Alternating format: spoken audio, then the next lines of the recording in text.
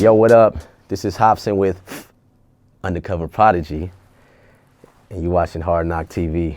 Yeah. I talked to you recently, actually. It wasn't that long ago. It was right before Pound Syndrome came out, but I feel like a lot has happened in your life. A lot, whole lot. Walk me through that.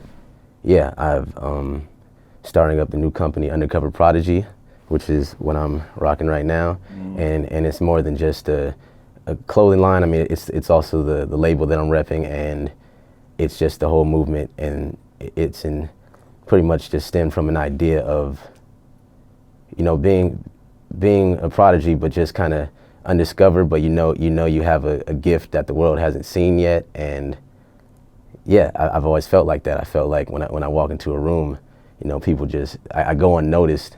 I know there's a lot of people out there who feel that way, where they feel like they have a gift that, you know, whatever it is, whether they build houses nice, whether they can play the piano, whether they can run track, whatever, and they go unnoticed, whatever. This is just to represent those people, you know. So, and I've been one of those people my whole life. So I just figured Undercover Prodigy was the perfect, you know, way to sum me up. How did we get here? Last time I talked to you, you were about to release Pound Syndrome. Funk Volume's going, to the outside world, it's going strong. Signs to Warner, people, you can interpret that however you want, but people saw it as like, oh, major label, Funk Volume must be going well. How do we go from there to now we're talking about Undercover Prodigy? Well, okay, so let me take you all the way back to what happened. So Pound Syndrome, last time we talked, you know, I had these plans. I don't remember exactly what I was saying, but I was probably hyped on the situation. Warner Brothers, we did the distribution deal and everything, and I was under the impression that a lot more was going to happen than what actually did happen. Once the album came out, you know, a few months went by, I started to realize like something's wrong here. My views and my social media was still the same outcome as it was in the past when I had done things. I didn't see anything get enhanced at all. And at the same time, I see other artists they're out there who don't have half the buzz I have, but they're getting late night TV shows. They're in places that I'm not. And you know, when you have somebody leading you and leading your whole team, and then negotiating deals for you, especially with someone like Warner Brothers, you assume like, okay, you get hyped. You're like, oh man, this is about to happen. This is my moment. This year is gonna be mine. And every rapper thinks that. And last year I was one of those rappers. Last year Dizzy Wright was one of those rappers. Last year Jaren Benton was one of those rappers. We all were one of those rappers, which is not a good feeling to be one of those guys who gets their bubble popped. So I started to ask questions. You know, I was like, something's going on, Dame. What is it? And he would always just say, you just got to keep releasing content. You just got to keep releasing content. And that was his idea. And I'm like, dude, Warner Brothers, they're not doing anything. I don't know what's going on. Like, can we set up a meeting with these guys or something? I don't know. I have to talk to them. I have to, like, this is serious. We had a meeting with Warner Brothers, and I was like, okay. I heard them talk, but I was like, this is just standard meeting talk that labels do. What were they saying? They're pretty much just making excuses of why things weren't happening. I know it was all bullshit. I know it was bullshit because I see what's going on. If you can't take an artist like me or Dizzy Wright or Jaren Benton and help us grow, or even give us tips that are legit to help us grow, it's either they don't know how to do it, or they're not the people at the label who know how to do it. I don't know. I just knew something wasn't right. Somebody's lying about something, or either somebody just doesn't know something, or somebody's pretending to be more than they are. Something's wrong in this scenario though. It's how we're valued. You know, if when you go into a label, there's so many artists on a roster. And if there's a publicist working for 20 different artists, they're gonna value their two favorites or whatever. And that's what it really comes down to, I think. And we just weren't valued. That's all it was. We just were not valued. I was already doing the numbers that I did before they came in the picture. So now you're getting a smaller piece of that. Yeah, and there's more of my money going away, so it just didn't make sense at all. So then when things started getting weird is when once I got on the tour, I realized it was the first day or whatever, we had a meet and greet. And then I think I asked the tour manager, I asked Dame, like, yo, are we doing meet and greets every single day? He was like, yeah, there's a meet and greet every single day. And these weren't small meet and greets. These are like 85 to 100 people every single day. When you have, I don't know how many shows he has, 60 something shows, we have them every single day. It gives the fans a bad experience because now by the 20th one, I'm like this. What's up, man? Hey, yo, appreciate the support. Come on, let's get this picture. Cool, man, have a good day. And then they walk away going, I just paid $100 for that. And I feel bad because I'm going, who set me up for this? Like, now they're getting a bad experience. I can't even be myself. Like, when I see them, I want to be like, what's up, son, man? Yo, what's up, man? Like, I want to give them that experience. And I can't do that because it's just every single day you start to feel like a slave. And it's like, man, it's too much. So, but it wasn't the meet and greets. The meet and greets just one thing. So then I started questioning things, and then I'm like, it got to the point I'm like, how much am I even making on this tour? This is where it starts going down. I'm like, how much am I even making on this tour if I'm doing all these meet and greets? So I called Dan, I'm like, yo, how much am I getting for this tour? And he's like, oh, well, I had calculated everything here, and so he didn't tell me. He didn't tell me how much I was getting paid for the tour. So then on the tour, I start talking to everybody. I'm like, yo, man, I don't think Damien is a good manager for us. I tell Dizzy this, Jaren, and they agreed. I don't care what now. They might deny it. They agreed. I'm not a liar. Ask them face to face. They're lying if they say they didn't agree. So as the tour's going on, we're all just like, yeah, man. When we get back, we want to make Funk Volume better. And we weren't talking about cutting Dame out, nothing like that. It was nothing on some we hate you type shit. It was just more of we just want to be successful. So we just realized, okay, him being a manager is not the best. It doesn't benefit us in the best possible way, and we're actually kind of suffering from it. So we just came to the conclusion we might find new managers. When I got off the tour, but he sent me the splits of what the profit splits are going to be for the tour. So we were out for 2 months, something like that, and I saw that I was making 80 grand. Dizzy was making 60,000. Jaren was making around 40 some thousand, maybe 49 or something like that. DJ Hopper was making around 30,000. Dame was making 50,000. These are the percentages that Dame created himself. Keep that in mind. He put these numbers together. So I was like, $50,000, that's a lot of money. That's a lot of money. 50,000, he wasn't even on the tour.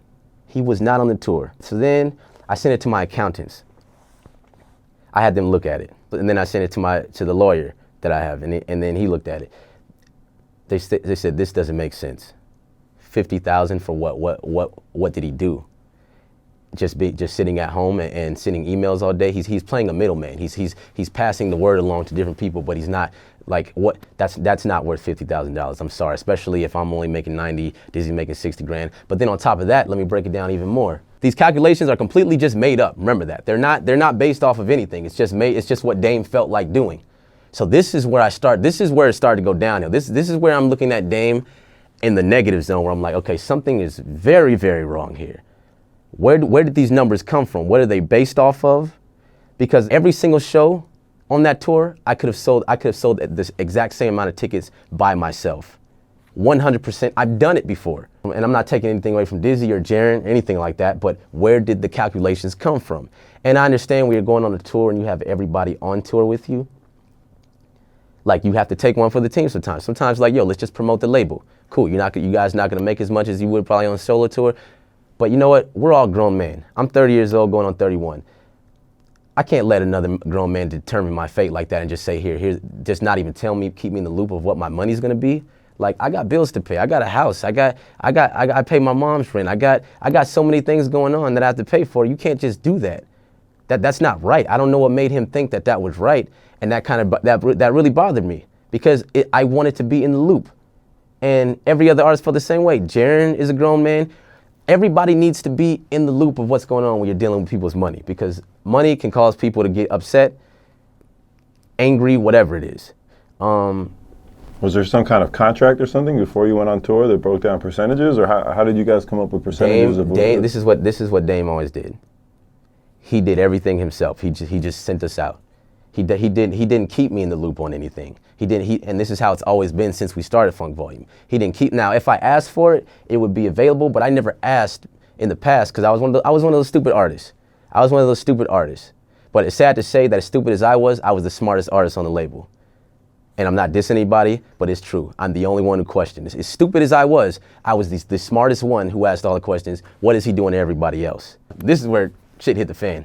I was on the phone with him, and I told him like yo, I want a new manager just because I just feel like somebody else could ride harder for me. Keep in mind, like I was upset with him from the way he was acting, but I wasn't trying to cut him out. I wasn't trying to be rude to him. I wasn't trying to. He was my partner in business. I was not trying to hurt his feelings in a way where it's like fuck you. It was just more of, dude, this is just the best move for me. So he wanted to move the company over to new accountants. And I said, I want to stay with the old accountants because the old accountants had my back. And I said, I just want all my stuff to stay there. They can keep the rest of Funk Volume. And he was like, why do you want to do that? I mean, the other accountants are under the impression that they're gonna have all our stuff, and they might not even want to do it no more. I was like, but this is business.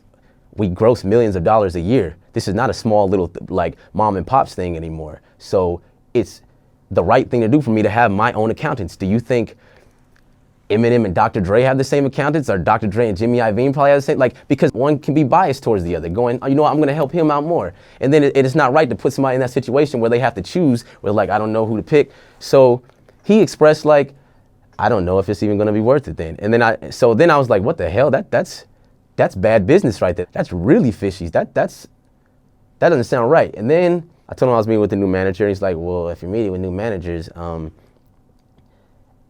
we might have to part ways. I don't think it might not even be worth it for us to even work together. I'm like, but the label Funk Volume is still going to exist. You own half the company. Everything is still going to be the same. I'm just going to have a new manager. You own the label when you're my manager, and you're everybody's manager. Can't I have my own manager? And then I give examples again. Do you think whoever owns whatever label, do you think these label owners are managing these artists? No. Now, if it's a mom and pop's little label, or they're just starting, cool. The homie can be the label executive and he can be the manager because you're just starting and you have no fans. I get it. But we're not at that level anymore. We've become very wealthy. So I wanted to do that. And he was saying, I don't think we should work together anymore. I mean, if you're going to do that, we might just have to go our separate ways. And I'm really bothered, like why would you say that? So that was another, I was like, okay, red flag. And then on that same conversation, he goes, Hop, a new manager is not really going to do much for you. I mean, to be honest, Hop, you don't even work hard. I mean, you don't work hard, Hop. I'm going to be real with you. You work about, let's see, compared to every other rapper in the rap game, I say, Hop, you work about 20% as hard as every other rapper in the rap game. 20% is what he said. 20%. This keyboard right here, I play this. Every beat I made, every song I made the beat. Every video I have, I directed. Everything I've done. This is where I live. This is not the studio. This is my house. This is my house. Now, how other rappers treat the studio, where they go to the studio and they live at home, I live in the studio and I go to home. Like this, I go to home. So this is where I live. This room right here. And then when I wasn't here, I was in my mom's basement. I've been doing this since I was 14. I don't work hard. You can literally lock me in this room. You can lock me in this room and say, Hopsin, I'm gonna lock you in here. Come out with an album. Come out with a video, whatever. I will come out with the most amazing shit ever. This is the only way I've been doing it. So he told me I don't work hard. I was offended, but you know what? I kept cool. I was like, this dude's tripping. I was like, all right, man, whatever. You're like, it really made me mad, but I didn't flip on him. I didn't say, fuck you, motherfucker, whatever. I was like, okay, but that really offended me. So we got off the phone, and then